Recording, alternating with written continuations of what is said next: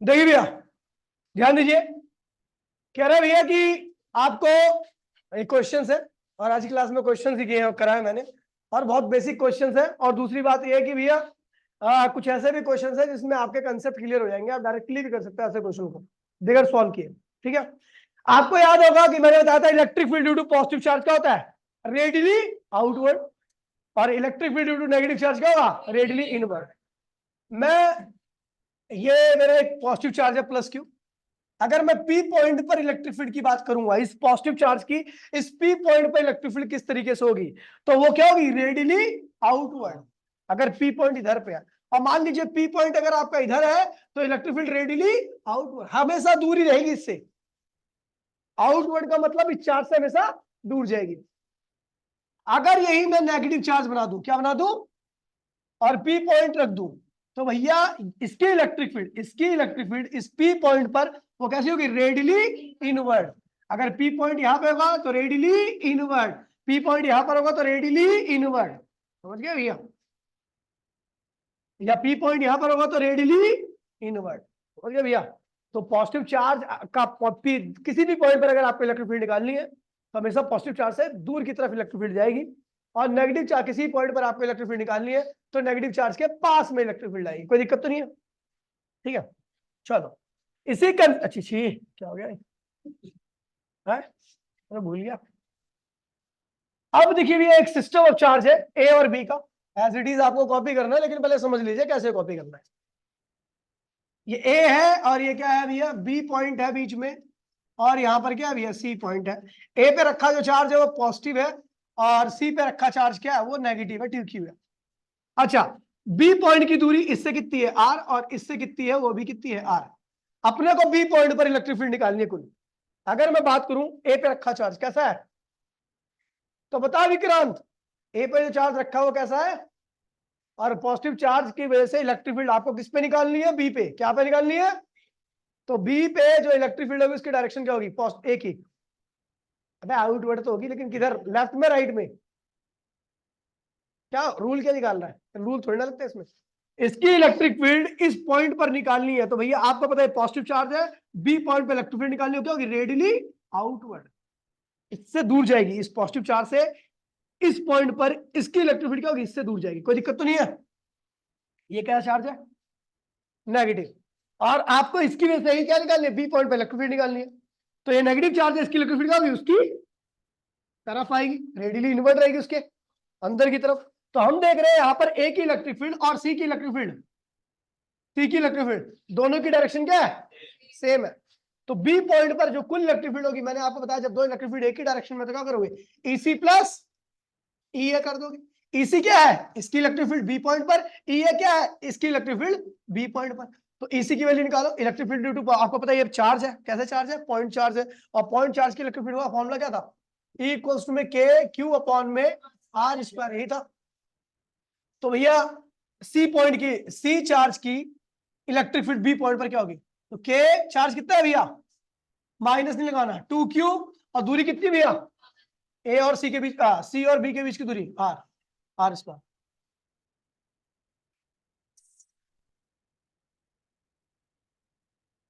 देखिए भैया, तो हम देख रहे हैं भैया सी की इलेक्ट्रिक फील्ड बी पॉइंट पर, सी की इलेक्ट्रिक फील्ड बी पॉइंट पर क्या होगी भैया, ये रही। अच्छा, इलेक्ट्रिक फील्ड की डायरेक्शन तो पता ही लगी होगी आपको, ठीक है। तो भैया इसकी सी की इलेक्ट्रिक फील्ड बी पॉइंट पर क्या होगी, तो के चार्ज कितना है सी पर, 2q, दूरी कितनी है, माइनस नहीं लेना भैया, प्लस लेना है, साइन नहीं होता। ए की इलेक्ट्रिक फील्ड बी पॉइंट पर कितनी होगी, तो भैया के चार्ज कितना है, क्यू, दूरी कितनी है, आर स्क्वायर। तो इधर 2q अपॉन में आर स्क्वायर, इधर क्या आएगा, के क्यू अपॉन में आर स्क्वायर, तो क्या होगा 3k क्यू अपॉन में, ये हो गया आपका आंसर। कोई दिक्कत तो नहीं है, हो गया।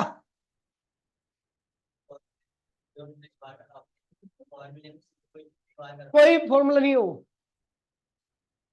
अरे मैं कभी कोई फॉर्मूला यूज ही नहीं करता, मेरी आदत है, ठीक है, मेरी पुरानी आदत है, मैं फॉर्मूला फॉर्मूला अगर तू जिस दिन यूज करने लगेगा, तो उस दिन नीट का बच्चा बन जाएगा।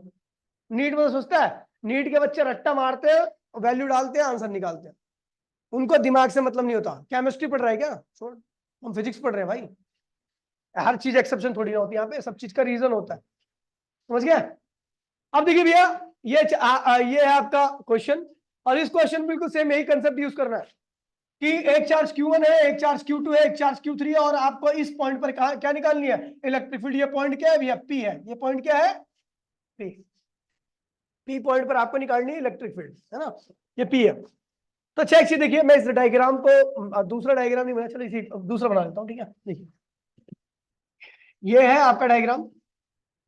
ये चार्ज क्या है भैया? Q1। Q1 की वैल्यू क्या है? Q। Q2, Q3 की वैल्यू क्या है? Q। और Q2 की वैल्यू क्या है? और आपको इस P पॉइंट पर क्या निकालनी है? इलेक्ट्रिक फील्ड निकालनी है। अभी पॉइंट नहीं लिख रहा वरना डायग्राम गलत हो जाएगा, खराब हो जाएगा। अच्छा, साइड क्या है इसकी? डी, डी, डी, और ये क्या है? डी। तो ये क्या होगा? ये वाली दूरी कितनी होगी? अब ये डी है, ये डी है, तो ये क्या होगा? √2d स्क्वायर का जो डायगोनल होता है वही होता है, ठीक है? √2d क्या होता है? अच्छा, ये चार्ज कैसा है? पॉजिटिव। और आपको इस पॉइंट पर इलेक्ट्रिक फील्ड निकालनी है। और पॉजिटिव चार्ज की इलेक्ट्रिक फील्ड क्या होगी? Radially outward. क्या होगी? तो इसकी वजह से इस पॉइंट पर जो इलेक्ट्रिक फील्ड होगी वो इधर होगी। Electric field due to first charge. Electric field due to first charge. अच्छा, सेकंड चार्ज कैसा है? पॉजिटिव है। इस पॉइंट पर इलेक्ट्रिक फील्ड निकाले तो आपको पता है ये इसकी वजह से जो इलेक्ट्रिक फील्ड होगी इस पॉइंट पर वो क्या होगी? रेडियली आउटवर्ड होगी। सेकंड चार्ज, कोई दिक्कत तो नहीं है? अच्छा, ये चार्ज कैसा है? पॉजिटिव है। इस पॉइंट पर इलेक्ट्रिक फील्ड क्या होगी? वो भी आउट। तो ये होगी आपकी E2, ये होगी आपकी E3। समझ गए भैया? अब यहाँ पे तीन इलेक्ट्रिक फील्ड है और तीनों इलेक्ट्रिक फील्ड की डायरेक्शन क्या है? अलग अलग है। पहले दोनों की डायरेक्शन सेम थी, ऐड कर दिया। यहाँ पर तीनों की डायरेक्शन क्या है? अलग अलग है। आप इनको ऐड नहीं कर सकते। रीजन क्या? क्योंकि ये क्या भैया? वेक्टर क्वांटिटी है। और वेक्टर क्वांटिटी जब भी आप ऐड कर सकते हो जब दोनों की डायरेक्शन क्या हो? सेम हो। और जब भी माइनस कर सकते हो जब दोनों की डायरेक्शन क्या हो? डिफरेंट हो। यहाँ पर तीनों की डायरेक्शन क्या है भैया? अलग अलग है। समझ गया? इसीलिए हम तीनों को ना तो ऐड या ना सब्ट्रैक्ट कर सकते हैं, ठीक है भैया? एडिशन होता है 0 डिग्री के एंगल पर, यानी दोनों की डायरेक्शन क्या हो? सेम। और सब्ट्रैक्शन होता है 180 डिग्री के एंगल पर, जब दोनों की डायरेक्शन क्या होती है? अपोजिट। यहाँ पर तीनों ना तो एंगल 0 डिग्री है ना ही 180 डिग्री है। तो अब क्या करें भैया? तो अपने पास एक उपाय है। चलो, E3 की वैल्यू बताओ। E3 की वैल्यू बताओ। इस चार्ज के से इलेक्ट्रिक फील्ड है E3, तो बताओ क्या होगा? अब मैं जिससे पूछूंगा वही बताएगा। तू बता। अनीता। अनीता तो नाम है, अनीशा सॉरी, मेरे को नाम नहीं याद था लड़की का। चार्ज के, चार्ज सॉरी, के क्यू, और दूरी कितनी है भैया? डी। इसकी इलेक्ट्रिक फील्ड क्या होगी? इसकी इलेक्ट्रिक फील्ड इस पर के क्यू अपॉन में डी स्क्वायर। इसकी इलेक्ट्रिक फील्ड क्या होगी? के क्यू, आगे बोलो, √2d²। √2d² होता है 2 अपॉन में डी स्क्वायर। √2d, देखो जिसके पास मैथ्स नहीं है, √2d का होल स्क्वायर करूंगा तो अगर अंडर रूट का है, स्क्वायर है, तो उसे ऐसे लिख दो। फिर डी का तो अंडर रूट है नहीं, तो इसका स्क्वायर कर, ठीक है? ऐसे होता है। क्या मीटर है? अच्छा,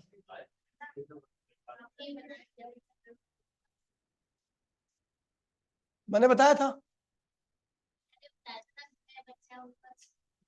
ये डी है, ये डी है, ये है राइट एंगल ट्राइंगल। ये राइट एंगल ट्राइंगल का हाइपोटेनियस है, और hypotenuse is the under root of perpendicular plus base का स्क्वायर। परपेंडिकुलर क्या है भैया? डी। बेस भी क्या है? डी। तो अंडर रूट डी² प्लस डी² √2d², √2d² का मतलब होता है √2d। तो यही लिख दिया हमने, √2। समझे? पीटीएच लगा के, Pythagoras theorem, PTH, Pythagoras theorem. ठीक है भैया, चलो कोई बात नहीं। अरे पागल है क्या? ऐसे नहीं मजे लेना चाहिए। के क्यू अपॉन में डी², ये भी क्या है? के क्यू अपॉन में डी², ये भी क्या है? के क्यू अपॉन में डी², लेकिन 2 फालतू में है, तो इसको हम लिखते हैं ई। कोई दिक्कत तो नहीं है? इसको क्या लिख दूं? ई अपॉन में 2, कोई दिक्कत तो नहीं है? क्योंकि के क्यू अपॉन में डी² है, लेकिन 2 से डिवाइड भी है, तो हमने के क्यू अपॉन में डी² को ई लिख दिया, और 2 से डिवाइड है उसको ऐसे लिख दिया, ठीक है? ये भी क्या होगा? ई होगा।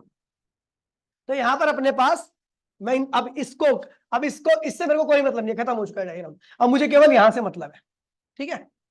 तो अपने पास 3 फोर्स है। ये क्या है? E1, उसकी वैल्यू मैंने रखी है ई की वैल्यू अपने को पता है के क्यू अपॉन में डी²। ये क्या है भैया? E2, ये E3 है ना, ये E2 है, इसकी वैल्यू क्या है? ई। और बीच वाले क्या है, ई अपॉन में।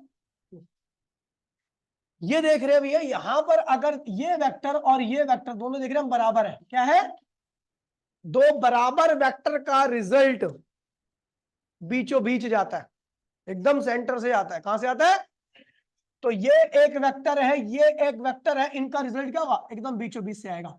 ये result of 2 and 3, result of इन दोनों का मैंने रिजल्ट निकाला, वो आया E23। अब रिजल्ट कैसे निकालेंगे, E23 की वैल्यू तो देखिए भैया, E23 की वैल्यू हमने क्या निकाली, हम जानते हैं कि ये दोनों वेक्टर क्या एक दूसरे के परपेंडिकुलर है, और दो वेक्टर अगर परपेंडिकुलर होता है तो फॉर्मूला लगता है, 2 और 3 का रिजल्ट निकाल रहे हैं, 2 और 3 का रिजल्ट निकाल रहे हैं, तो कैसे आएगा, इलेक्ट्रिक फील्ड 2 का स्क्वायर, इलेक्ट्रिक फील्ड 3 का square, 2 electric field 2 electric field 3 cos theta, ये फॉर्मूला लगाया। अच्छा, इलेक्ट्रिक फील्ड 2 कितनी है भैया, वो ई है, बोलो हाँ, इलेक्ट्रिक फील्ड 2 ई है, ई स्क्वायर। इलेक्ट्रिक फील्ड 3 क्या है, वो भी ई है, 2 इलेक्ट्रिक फील्ड 2 ई है, 3 ई है, और कॉस आपको पता है 2 और 3 के बीच में एंगल कितना बन रहा है, 90 डिग्री का, कितना बन रहा है, और कॉस 90 क्या होता है भैया, 0, ये पूरी टर्म क्या होगी 0, तो आप देखोगे √2e स्क्वायर हो जाएगा, क्या हो जाएगा, √2e स्क्वायर का मतलब होता है √2e, क्या हो गया, और e की वैल्यू क्या होती है, चलो √2e रहने दीजिए, यानी 2 और 3 का हमने जो रिजल्ट निकाला वो क्या हो गया, √2e आ गया, क्या आ गया, इसका और इसका रिजल्ट निकाला जो कि है उसकी वैल्यू क्या आ गई, √2e, समझ गए। अब हम देख रहे हैं जब इन दोनों का रिजल्ट मैंने निकाल लिया तो इनका भी रोल खत्म हो चुका है। अब अपने पास दो फोर्स बचे हैं, एक तो ये और एक ये। अब हम देख रहे हैं दोनों फोर्स क्या है, सेम डायरेक्शन में, ये क्या है, अब टोटल फोर्स क्या होगा, total force at P equals to क्या होगा, E/2 और प्लस √2e, E कॉमन ले लीजिए, यहां पे क्या बचेगा हाफ, और यहां पे क्या बचेगा √2। सॉल्व कीजिए, E की वैल्यू क्या रखिए बेटा, E की वैल्यू क्या रखिए, KQ अपॉन में D स्क्वायर, और ये हो जाएगा आपका भैया 1/2 √2, ये आपका फाइनल आंसर है। ठीक है, एक बार और सुन लीजिए इस चीज को, ठीक है, ये पॉजिटिव चार्ज है, इस पॉइंट पे इलेक्ट्रिक फील्ड निकालने तो इसकी इलेक्ट्रिक फील्ड क्या होगी, नीचे की तरफ रेडियल, ये पॉजिटिव चार्ज है, इस पॉइंट पे इलेक्ट्रिक फील्ड निकालने तो ये भी क्या होगी आउटवर्ड, ये पॉजिटिव चार्ज है, इसकी इलेक्ट्रिक फील्ड क्या होगी आउटवर्ड। ठीक है भैया, अच्छा सब इलेक्ट्रिक फील्ड की वैल्यू आपको पता है कैसे निकाली है मैंने, ई क्यू लिखा है इसको, ई क्यू लिखा है इसको, और E/2 क्यू लिखा है, ये भी आपको पता है, ई KQ अपॉन में D स्क्वायर, KQ अपॉन में D स्क्वायर दोनों सेम थी इसलिए मैंने E लिख दिया, ये भी क्या है KQ अपॉन में D स्क्वायर लेकिन 2 से डिवाइड भी है, तो हमने इसको E लिख दिया और 2 से डिवाइड भी कर दिया, E/2, समझ गए। उसके बाद इसका और इसका रिजल्ट निकाला, हम जानते हैं दो वेक्टर अगर बराबर होते तो रिजल्ट क्या, तो बीच से आता है, अगर ये ज्यादा होता और ये कम होता तो रिजल्ट उसकी तरफ रहता, ये ज्यादा होता ये कम होता तो रिजल्ट इसकी तरफ रहता, लेकिन अगर दोनों बराबर तो रिजल्ट क्या होगा, दोनों के बीच से जाएगा, क्या जाएगा, तो इन दोनों का रिजल्ट क्या आया, ये आया, और वो कहां गया, बीच से E1 की लाइन में। जब इन दोनों का मैं रिजल्ट निकाल दूंगा तो इन दोनों का रोल क्या होगा, खत्म हो जाएगा। अब अपने पास केवल दो फोर्स बचे, एक तो ये जो कि 3 और 2 का रिजल्ट है, और एक E1 बचेगा। ठीक है, E23 की वैल्यू हमने यहां से निकाल ली, ठीक है, 2 और 3 का ये क्या है 2 3, आपको पता ही है कैसे निकालता है ना, वो करने की आवश्यकता तो नहीं है। ठीक है, उसके बाद हमने इन दोनों को ऐड कर दिया, इन दोनों को हमने क्या कर दिया, ऐड कर दिया, E23 और E1 को ऐड कर दिया, आपका फाइनल आंसर आ गया, ये कोई दिक्कत तो नहीं है। चलो आगे बढ़ते हैं भैया और अगला क्वेश्चन करते हैं, ये ठीक है भैया, ये आया था CUT के पेपर में, ठीक है, अच्छा क्वेश्चन है। कह रहा भैया एक बॉल है जिसका मास क्या है, m है, कितना मास है इसका, तो इसका वेट क्या होगा नीचे, mg, वेट mg होता है ना, हाँ ग्रेविटी, ग्रेविटी कहते हैं इसको, वेट को ग्रेविटी भी कहते हैं। ठीक है, वेट क्या है mg, नीचे की तरफ लग रहा है। ठीक है, अभी कह रहा है भैया कि इसके ऊपर चार्ज भी क्या है, +q है, क्या है, और ये हवा में लटकी है, ये क्या है, तो एक बॉडी है जिसके पास वेट भी है, वो फिर भी हवा में लटकी है, तो इसका मतलब उसके वेट के अगेंस्ट में कोई फोर्स लग रहा होगा। वेट कहां लग रहा है, नीचे, और वेट क्या करता है, नीचे लाता है, कहां लाता है, लेकिन अगर वो हवा में अटकी तो इसका मतलब वेट के अगेंस्ट में कोई फोर्स लग रहा होगा। मैंने मान लिया फोर्स क्या है, F है, और अगर ये बॉडी यहीं पे रुकी हुई है तो इसका मतलब ऊपर वाला फोर्स बराबर में अब बोल रहा है कि जो फोर्स है ना वो इलेक्ट्रिक फील्ड की वजह से लग रहा है इसके ऊपर। किसकी वजह से लग रहा है? तो पॉजिटिव चार्ज पे अगर ऊपर की तरफ फोर्स लग रहा है तो इलेक्ट्रिक फील्ड कहां पे होनी चाहिए? ऊपर की ही तरफ, क्योंकि मैंने आपको बताया था पॉजिटिव चार्ज पे इलेक्ट्रिक फील्ड अपनी ही डायरेक्शन में फोर्स लगाती है और नेगेटिव चार्ज पे इलेक्ट्रिक फील्ड अपनी उल्टी डायरेक्शन में फोर्स लगाती है। याद है नहीं याद है? ये मैंने इलेक्ट्रिक फील्ड बनाई थी और मैंने बताया था इसका नेचर क्या होता है? पॉजिटिव। क्या होता है? अगर यहां पर माइनस क्यू चार्ज रख दो ये कहां भागेगा? उल्टा भागेगा, क्योंकि इलेक्ट्रिक फील्ड क्या होती है? खींचती है। और अगर आप प्लस क्यू चार्ज रख दो तो ये क्या करेगा? ये इलेक्ट्रिक फील्ड इसको रिपेल करेगी यानी इसी डायरेक्शन में भगाएगी। तो हमें क्या पता है भैया कि ये फोर्स ऊपर लग रहा है। फोर्स क्या लग रहा है? कौन लगा रहा है? Electric field. तो इलेक्ट्रिक फील्ड की डायरेक्शन भी क्या होनी चाहिए? ऊपर की तरफ। क्यों? क्योंकि मुझे पता है ये कैसा चार्ज है। अगर ये नेगेटिव होता तो इलेक्ट्रिक फील्ड कहां पे होती? नीचे की तरफ। क्योंकि अगर इलेक्ट्रिक फील्ड नीचे होती तब इसके ऊपर कहां लगता? ऊपर की तरफ फोर्स। समझ गया भैया? इलेक्ट्रिक फील्ड की उल्टी डायरेक्शन में इलेक्ट्रिक नेगेटिव चार्ज में फोर्स लगता है और इलेक्ट्रिक फील्ड की डायरेक्शन में ही पॉजिटिव चार्ज में फोर्स लगता है। तो पॉजिटिव आपको पता है भैया इस बॉडी का वेट कहां लग रहा है? नीचे। और अगर इस बॉडी को यहीं पर रोकना है तो फोर्स कहां लगना चाहिए? ऊपर। और अगर इस बॉडी के ऊपर इलेक्ट्रिक फील्ड फोर्स ऊपर लगा रही है, बॉडी कैसी है?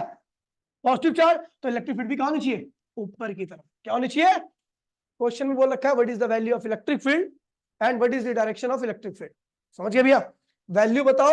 तो भैया आपको पता है फोर्स क्या होगा? ये जो फोर्स होगा इसने वेट को क्या किया है? बैलेंस कर रखा है। तब ये बॉडी क्या है? रुकी हुई है। इसकी वेलोसिटी क्या है? एयर के अंदर 0 है। तो भैया रुकी हुई है इसका मतलब ऊपर का फोर्स जो कि F है बराबर में नीचे का फोर्स जो कि वेट है। अच्छा ऊपर कौन फोर्स लगा रहा है? Electric field.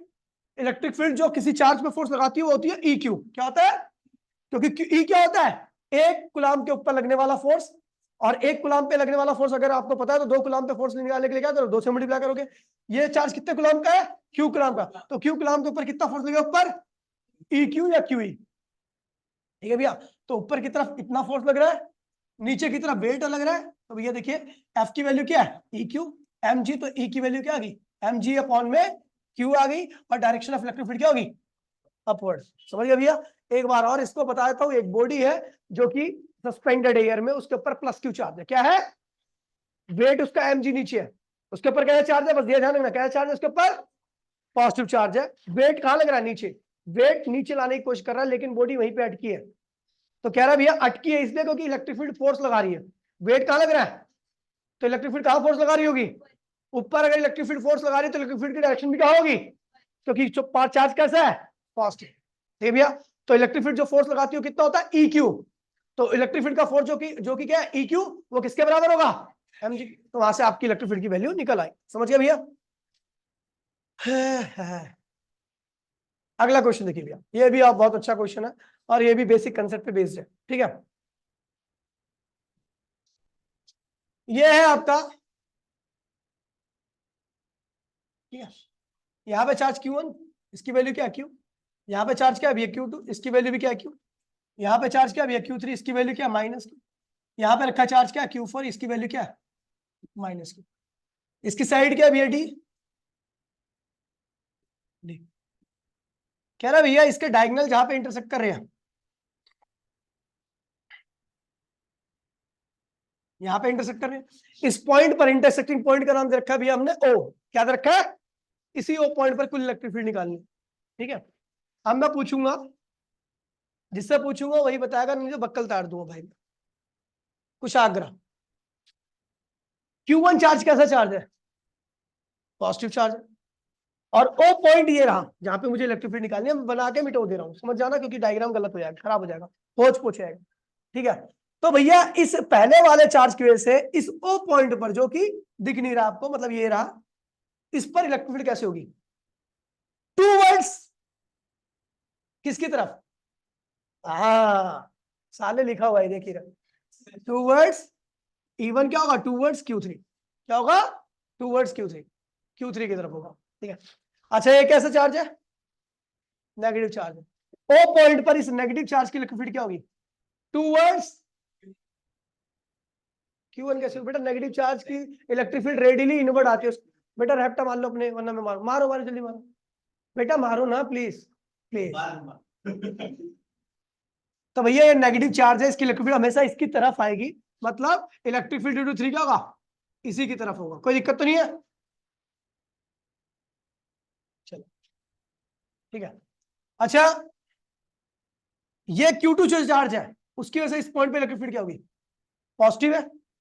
अब ये पॉजिटिव चार्ज है, इसकी इलेक्ट्रिक फील्ड की डायरेक्शन क्या होगी? टूवर्ड्स, क्योंकि आपको पता है भैया इससे आउटवर्ड होगी, यानी टूवर्ड्स Q4 है Q2 है ये अच्छा ये 4 था क्या? 4 है। अच्छा ये इसका है, मैं सोच रहा हूँ चल मैं ठीक है। तो टूवर्ड्स Q4 किसकी इलेक्ट्रिक फील्ड होगी? 2 की। अच्छा ये चार्ज कैसा है? Q4 कैसा चार्ज है?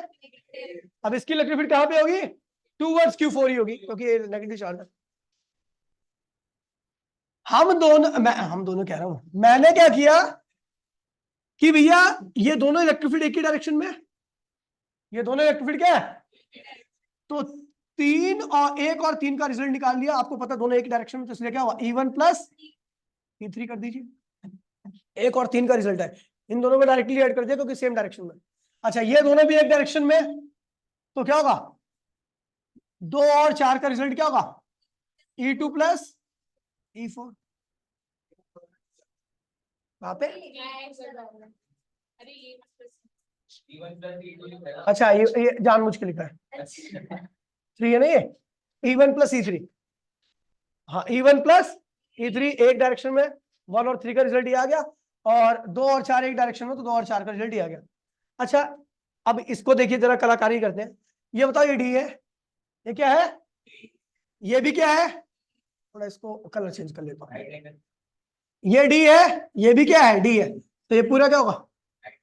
√2D। ये क्या होगा? और अंडर, आपको पता है अपने को तो इतनी डिस्टेंस का काम है आधे का, क्योंकि इसकी इलेक्ट्रिक फील्ड यहाँ पे, इसकी इलेक्ट्रिक फील्ड यहाँ पे, सबकी आधे आधे डिस्टेंस यूज कर रहे हो, ठीक है। तो भैया √2D का आधा क्या होता है? √2D का आधा होगा ये, और ये कैंसिल हो गया, तो यह D अपॉन में √2, यानी √2D का आधा। अब ये देखो, यानी इसका मतलब ये देखिए, यहां से यहां तक का इस चार्ज का इस पॉइंट से डिस्टेंस क्या होगा? D अपॉन में √2। इस चार्ज का इस पॉइंट से डिस्टेंस क्या होगा? D अपॉन में √2। इस चार्ज का इस पॉइंट से डिस्टेंस क्या होगा? वही इस चार्ज का इस पॉइंट से डिस्टेंस क्या होगा? समझ गया भैया? मैं मिटो दे रहा हूं, ठीक है। सब फाल ये नहीं है, अरे जादू है अपने पास, आ सकता है कुछ करके। तो भैया देखिए E1 की वैल्यू बताओ, E1 की वैल्यू बता दो बच्चा लोग, कलर चेंज कर दो, कलर कर लो काल्टा। E1 की वैल्यू क्या होगी बच्चा? कौन बताएगा मुझे? तो बता भाई अंकित। E1 इसकी वजह से इलेक्ट्रिक फील्ड है, इस चार्ज की इलेक्ट्रिक फील्ड इस पॉइंट पर E1 है, उसकी वैल्यू क्या होगी भैया? के चार्ज क्या है? Q, और दूरी कितनी है इस चार्ज की? D अपॉन में √2 का होल स्क्वायर। E3 की वैल्यू बता भाई, इसकी इस चार्ज की इलेक्ट्रिक फील्ड इस पॉइंट पर D3 है, तो उसकी वैल्यू बता। KQ अपॉन में D अपॉन में √2 का होल स्क्वायर। ठीक है भैया, इसको सॉल्व कीजिए। KQ और D का स्क्वायर D होता है, और √2 का स्क्वायर क्या होता है? 2 होता है, अपॉन में 2 है तो इसलिए यहाँ पे लग जाएगा 2। इधर ये भी क्या होगा? 2K अपॉन Q अपॉन में D स्क्वायर, ये आ गया 4KQ D स्क्वायर। ठीक है भैया, चलो भैया E2 बताओ। E2 जो पूछूंगा, तू बता दे जतिन, E2 क्या है? इस चार्ज की इस पॉइंट पे इलेक्ट्रिक फील्ड बता क्या होगा? KQ, दूरी कितनी है इसकी? D अपॉन में √2 का होल स्क्वायर, और ये क्या होगा? E4 क्या होगा? इस चार्ज की इस पॉइंट पे इलेक्ट्रिक फील्ड, चार्ज क्या है? माइनस नहीं लेना, KQ अपॉन में D अपॉन में √2 का सॉल्व करोगे, इसका भी आंसर क्या होगा? 4KQ D square. ठीक है भैया, अब मैं पूरा मिटो दे रहा हूं इसका, इन दोनों का रिजल्ट क्या आ गया?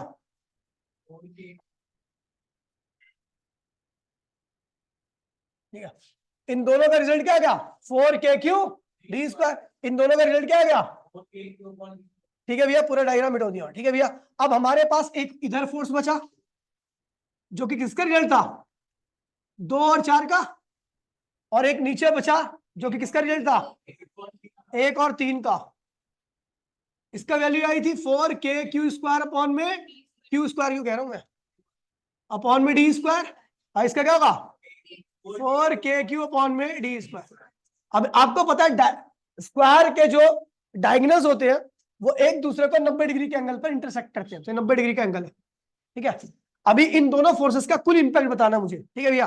तो इनका रिजल्ट क्या होगा, क्योंकि दोनों फोर्स बराबर, रिजल्ट क्या होगा, बीचों बीच से आएगा, और उसकी वैल्यू क्या होगी, total force at O, total force क्या होगा, total electric field at O क्या होगा, √2 4 का स्क्वायर 1 3 का स्क्वायर, और आपको पता दोनों के बीच में एंगल 90 है, तो इसलिए आगे की टर्म लिखने की आवश्यकता नहीं है।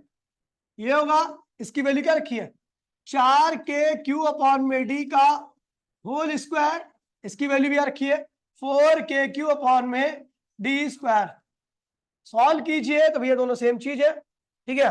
तो √2 देखिए, इसका स्क्वायर करोगे तो 16k²/d, छोड़ो ऐसे लिख दो उसको, 2 4k³/d² का होल स्क्वायर, क्योंकि दोनों सेम चीज है ना, जिसका स्क्वायर उसको बाहर निकाल दो, ठीक है। किसका स्क्वायर है, इसका स्क्वायर है, तो √2 4k³/d², ये आपका total force at total electric field at point O आ गया। कोई दिक्कत तो नहीं है, खत्म हो गया। अब देखिए कुछ ऐसे डायग्राम है जिसको आप देख के आंसर बता सकते हो कि भैया यहाँ पे फोर्स इतना होगा। जैसे मान लीजिए, समझाऊंगा अभी मैं आपको, ये चार्ज क्या है, क्यू, ये चार्ज क्या है, ये चार्ज क्या है, सब -q है। अब ये जरूरी नहीं कि स्क्वायर ही होता, ये रेक्टेंगल भी हो सकता था, ठीक है, सेम कंसेप्ट लगता। आपको पता है ये चार्ज है, इसकी इलेक्ट्रिक फील्ड क्या होगी, उसकी तरफ आएगी, बोलो हाँ, इस पॉइंट से वो पॉइंट से। ये चार्ज है, इसकी इलेक्ट्रिक फील्ड क्या होगी, इसकी तरफ जाएगी, बोलो हाँ। ये नेगेटिव चार्ज, इसकी इलेक्ट्रिक फील्ड इस पॉइंट से क्या होगी, इसकी तरफ आएगी, बोलो हाँ। और ये भी नेगेटिव चार्ज, इसकी इलेक्ट्रिक फील्ड क्या होगी, इधर की तरफ आएगी। इसने इसको काट दिया, इसने इसका काट दिया, अरे इसको काट दिया, तो नेट इलेक्ट्रिक फील्ड क्या होगा पॉइंट पर, 0। Net electric field at point O क्या हो गया, 0 हो गया। समझिए बेटा, ये देखिए, ये है आपकी भैया सिमेट्रिक बॉडी, वैसे ये है आपकी रिंग, क्या है ये, रिंग की इस लेफ्ट साइड की जो कुल इफेक्टिव रिजल्ट इलेक्ट्रिक फील्ड होगी, इसकी इस वाले का जब रिजल्ट निकालोगे ना, हर पॉइंट का, हर एलिमेंट का, आपको बता दूं, ये एक्सटेंडेड रिंग एक एक्सटेंडेड बॉडी है। एक्सटेंडेड बॉडी का मतलब होता है इसके अंदर infinite number of point charge है। हम अभी एक पॉइंट चार्ज की बात कर रहे थे, क्यू, 2q या 3q, ये सब एक पॉइंट चार्ज हुआ करते थे। एक रिंग के ऊपर अगर चार्ज है तो उसके अंदर इनफाइनाइट नंबर ऑफ चार्ज होंगे, और इनफाइनाइट नंबर ऑफ चार्ज की कुल इलेक्ट्रिक फील्ड हमेशा क्या होती है, उनके रिजल्ट के बराबर होती है, ठीक है। तो अगर मैं यहाँ की कुल इलेक्ट्रिक फील्ड की बात करूं तो वो कहां जाएगी, राइट साइड में, कहां जाएगी, और इस साइड के सारे इलेक्ट्रिक फील्ड की बात करूं तो कहां जाएगी, लेफ्ट साइड में। अब जितने राइट साइड में एलिमेंट होंगे, छोटे चार्ज होंगे, उतने क्या होंगे, लेफ्ट साइड में भी होंगे।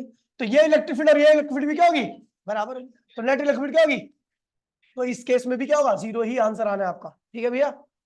अच्छा, ये कैसा है, कोई स्क्वायर भी सकता है, रेक्टेंगल भी सकता है, कोई जरूरी नहीं, ठीक है भैया। तो ओ पॉइंट पर इस नेगेटिव चार्ज की से इलेक्ट्रिक फील्ड क्या होगी, ऊपर जाएगी, बोलो हाँ। इस नेगेटिव चार्ज की से इलेक्ट्रिक फील्ड क्या होगी, नीचे आएगी, बोलो हाँ। इस पॉजिटिव चार्ज की इलेक्ट्रिक फील्ड क्या होगी, दूर जाएगी इससे, हाँ। इस पॉजिटिव चार्ज की इलेक्ट्रिक फील्ड ऊपर जाएगी, बोलो हाँ। ये इससे कट गया, ये इससे कट गया, आंसर क्या गया, 0। तो अगर देखिए -q इधर है तो इधर भी -q होगा, +q इधर है तो इधर भी क्या होगा, इधर माइनस हो तो इधर भी माइनस होगा, इधर माइनस हो तो इधर भी माइनस होगा, इधर प्लस है तो इधर भी plus. Net electric symmetric body कहते हैं इसको। और यहाँ पे इलेक्ट्रिक फील्ड की वैल्यू क्या होती है, देख करके 0 बन जाए, क्या बेटा क्या हुआ, बेचारी गिर गई थी, ठीक है। देखिए, अब तू ऑक्सीजन जैसा मुंह क्यों बना रही है, इधर देख, ठीक है भैया। Electric field intensity due to different body, ठीक है भैया। अगली क्लास में एक आपके बैच में एक एक्सटेंडेड बॉडी कराऊंगा, फास्ट ट्रैक बैच में मैंने 12 एक्सटेंडेड बॉडी कराया। अब 12 एक्सटेंडेड बॉडी में आप देखोगे उनकी कॉपी में तो भरे ही होगा पूरा का पूरा, सब आउट ऑफ सिलेबस है। आपके में जो कराऊंगा वो सिलेबस के अंदर रहेगा, ठीक है भैया। कैसे करते हैं वो भी तरीका देखना, तरीका सब में एक जैसा होगा, लेकिन भैया एक बात ध्यान रखना, अलग अलग बॉडी का स्ट्रक्चर अलग अलग होता है, एलिमेंट भी अलग अलग होगा, और हर एलिमेंट कैसा बिहेव करता है, एक पॉइंट चार्ज की तरह कैसा बिहेव करता है, पॉइंट चार्ज की। देखिए अभी पता लग जाएगा, खैर अभी क्या ही बोलूं उसे, क्या ना, अभी तो आपके लिए बेकार बात है, बेसिकली एक्सटेंडेड बॉडी होती है, जैसे मान ले मैं क्यू चार्ज बात कर रहा हूँ, 2 क्यू चार्ज की बात कर रहा हूँ, 3 क्यू चार्ज की बात कर रहा हूँ, 4 क्यू चार्ज की बात कर रहा हूँ, एक डेफिनेट अमाउंट ऑफ चार्ज की बात कर रहा हूँ, तो वो पॉइंट चार्ज है। वो क्या है? और उस केस में फॉर्म लगता है के क्यू अपॉन में आर स्क्वायर। समझ गया?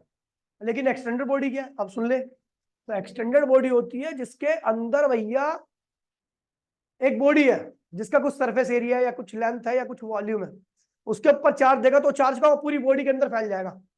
अब वो बॉडी कितने पॉइंट से मिलकर बनी है? तो इनफाइनाइट नंबर ऑफ पॉइंट से मिलकर बनी है। तो ऐसी बॉडी जिसके अंदर इनफाइनाइट नंबर ऑफ पॉइंट्स हो और हर पॉइंट के पास क्या हो? चार्ज हो, तो ऐसी बॉडी को हम क्या कहते हैं? Extended body. क्या कहते हैं उसे? एक रिंग के ऊपर अगर मैं चार्ज दे दूं, वो चार्ज का होगा? पूरी तरह से फैल जाएगा। अब रिंग के अंदर कितने पॉइंट्स है? तो इनफाइनाइट पॉइंट्स है, और हर पॉइंट की वजह से क्या होगा? फील्ड होगी। तो ऐसी बॉडी को हम क्या कहते हैं भैया? Extended body. रिंग भी आपकी एक्सटेंडेड बॉडी है, एक डिस्क भी आपकी एक्सटेंडेड बॉडी है, एक स्फीयर भी आपकी एक्सटेंडेड बॉडी है, सब आपकी है ना, जिसका कुछ सरफेस एरिया हो या कुछ लेंथ हो या कुछ वॉल्यूम हो, वो सब क्या कहलाती है? आपके सिलेबस में केवल एक एक्सटेंडेड बॉडी है, वो भी रिंग। एट सेंटर और एट एक्सिस आपको इलेक्ट्रिक फील्ड निकालनी है उसकी। ठीक है, अब आते हैं मुद्दे पे भैया। तो अपना तो अभी point charge, electric field due to point charge क्या होता है भैया? आपको पता ही है, के क्यू अपॉन में आर स्क्वायर। ठीक है भैया, और electric field due to uniform charge ring at it centre, तो अभी आपको बता दिया। तो ये क्या होता है? क्योंकि इसके हाफ की, लेफ्ट हाफ की वजह से इलेक्ट्रिक फील्ड राइट में होगी, और राइट हाफ की वजह से, अगर यही नेगेटिव चार्ज होता तो क्या होता? तो इसके लेफ्ट हाफ की जो इलेक्ट्रिक फील्ड होती वो लेफ्ट में जाती, और राइट हाफ की जो इलेक्ट्रिक फील्ड होती क्या होती? क्योंकि टूवर्ड्स नेगेटिव चार्ज होती इलेक्ट्रिक फील्ड। ठीक है, तो ये दोनों कैंसिल कर देती, एक दूसरे जीरो आ जाता। हाँ, अगर ये पॉजिटिव चार्ज है तो इसके लेफ्ट हाफ की इलेक्ट्रिक फील्ड का रिजल्ट क्या होता है? बाहर जाता, इसके चार्ज की तरफ से नहीं होता ना।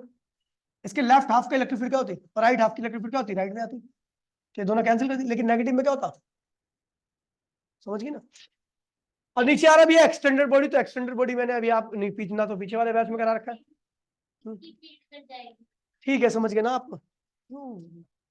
फील्ड सेम है, हाँ बिल्कुल सही कह रहे हो आप।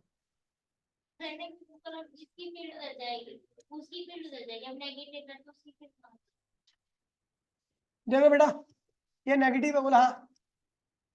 इसके लोअर हाफ की जो इलेक्ट्रिक फील्ड होगी, इधर की इलेक्ट्रिक फील्ड, वो सब इलेक्ट्रिक फील्ड इसको अप्रोच करेगी हर पॉइंट को, तो उनका जो रिजल्ट आएगा वो क्या होगा? लेफ्ट में रहेगा। ये तो पहले ही बोला था मैंने। ठीक है भैया, चलो। तो भैया यहां तक मैंने करा दिया था, ठीक है, और यहां तक आपको कर लेना है। ठीक है, नोट शाम को आपके घर पे पहुंच जाएंगे, आपके व्हाट्सएप पे। ठीक है भैया, कल की क्लास मेरी ही होगी, मेरे ख्याल से अंकित की भी क्लास नहीं है कल। ठीक है भैया, टाइमिंग मैं भेज दूंगा, अपने सुविधा के हिसाब से भेजूंगा, आपकी सुविधा के हिसाब से नहीं है। कोई नहीं, देख लेंगे टाइम के हिसाब से। तो मिलते हैं अगली क्लास में, आज के इतना ही। टाटा बाय बाय, जय हिंद जय भारत। नोट्स भेज दूंगा तो कॉपी कर लेना। समझ गई ना? यहाँ तक कॉपी कर लिया। तो मिलते हैं अगली क्लास में। टाटा बाय बाय, जय हिंद जय भारत।